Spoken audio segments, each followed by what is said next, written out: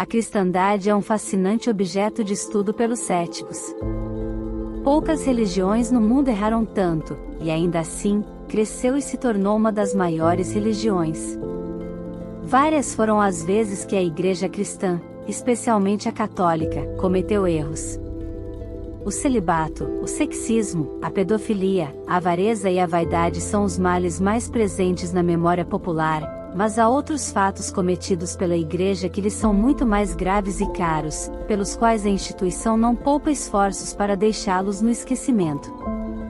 Um desses fatos é a famigerada Inquisição da Igreja Católica. Tudo começou em 1484, quando o Papa Inocêncio VIII declarou em uma bula papal: Tem chegado a nossos ouvidos que membros de ambos os sexos não evitam manter relações com anjos, íncubos e súcubos malignos, e que por meio de suas feitiçarias, palavras mágicas, amuletos e conjuros eles sufocam, extinguem e abortam os filhos das mulheres, além de gerar muitas outras calamidades. Depois disso, Inocêncio nomeou Henri Cremer e James Springer como inquisidores para investigar as ditas depravações, e eles produziram um livro chamado Maleus Maleficarum, ou Martelo das Bruxas. Um guia prático para a obtenção de confissões através de torturas.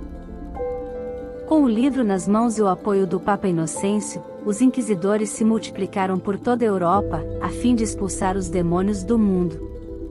Todos os custos da investigação, julgamento e execução eram pagos pela acusada ou seus parentes.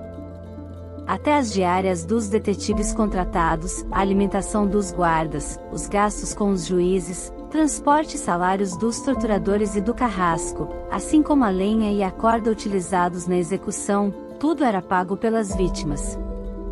Além das despesas pagas, os membros do tribunal ganhavam uma gratificação para cada feiticeira queimada, e o que sobrava dos bens e propriedades das ditas bruxas era dividido entre a Igreja e o Estado.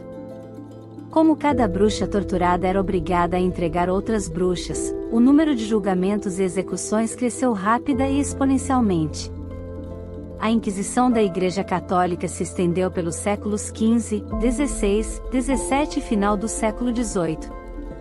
Não se sabe, ao certo, quantas pessoas foram assassinadas, mas estima-se que centenas de milhares ou até milhões.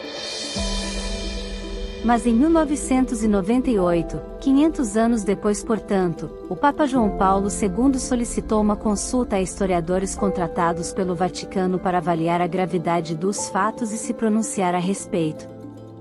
O estudo, um relatório de 800 páginas redigido pelo professor Agostino Borromeu e publicado pelo Vaticano, concluiu que os julgamentos não eram tão brutais como se acreditava e que o número de torturas e execuções cometidas não foram tantos quantos dizem os livros de história.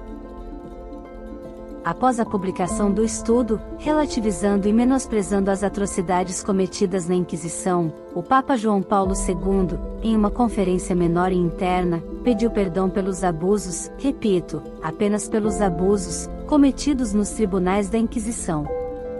Não houve, e não há até os dias atuais, um reconhecimento e retratação pela Inquisição em si. Durante uma coletiva de imprensa, o cardeal Jorge Cottier disse: Não se pede perdão por imagens difundidas pela opinião pública, que tem a ver mais com o mito do que com a realidade. É improvável, e bastante lamentável, que os historiadores contratados pelo Vaticano tenham tido acesso às publicações do padre jesuíta, Friedrich von Spee, encarregado de ouvir as confissões das pessoas acusadas de bruxaria na Alemanha. Vejamos o que ele disse em seus relatos. Os príncipes pressionavam os juízes para julgarem as bruxas e os juízes encontravam um jeito de atender os príncipes, mesmo sem evidências. A presunção de culpa se dava pelos dilemas. Se a acusada levou uma vida má, deve ser culpada, porém, se levou uma vida boa, então trata-se de um disfarce para parecer virtuosa. Se estava com medo da tortura, era prova segura, mas se não demonstra medo, isso também era prova porque fingiu inocência. Qualquer acusação levantada por qualquer pessoa, dava aos investigadores a prova suficiente, distorcida ou não. Não tinham direito a advogado ou a qualquer recurso de defesa, pois quem as defendesse era igualmente acusado de bruxaria. As acusadas eram levadas à presença do júri para ouvir as acusações. Se confessavam, eram executadas, se apresentavam provas de inocência, voltavam para a prisão para repensar, porque eram bruxas obstinadas. Então, no dia seguinte retornavam ao tribunal para ouvir a ordem de tortura, como se nunca tivessem apresentado defesa. Antes da tortura, seus corpos eram violados à procura de marcas e amuletos. Se durante a tortura contorciam as feições, diziam que estava rindo. Se desmaiavam, diziam que dormiam ou se auto-enfeitiçavam. As torturas prosseguiam, uma após a outra, até que confessassem ou morressem no processo. Se morriam, diziam que morreu obstinada e que não queria se converter, ou ainda que o diabo quebrou o seu corpo para não ser revelado. Entre os métodos utilizados na tortura, temos a descrição de alguns, feitas pelo Padre Spey. Fazer a acusada ingerir a força-arenque cozido com sal e depois negar-lhe água. Imersão da acusada em banhos de água escaldante com cal. Fazer a acusada sentar-se em cadeira de ferro incandescente. Calçar as acusadas com botas de couro ou ferro onde eram despejadas água fervente e chumbo derretido.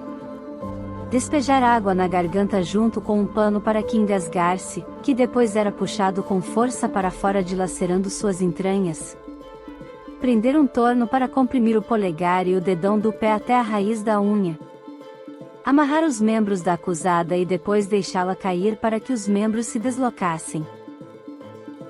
O padre von Spey morreu da peste antes de ser punido por seus relatos. Provavelmente por esse motivo os historiadores do Papa não consideraram sua história. Ciente desses fatos, façamos uma reflexão sobre o que disse o cardeal Georges Cotier. Se imagens e mitos difundidos pela opinião pública não representam a verdade e, portanto, não são merecedores de atenção, onde mais poderíamos aplicar esse ensinamento?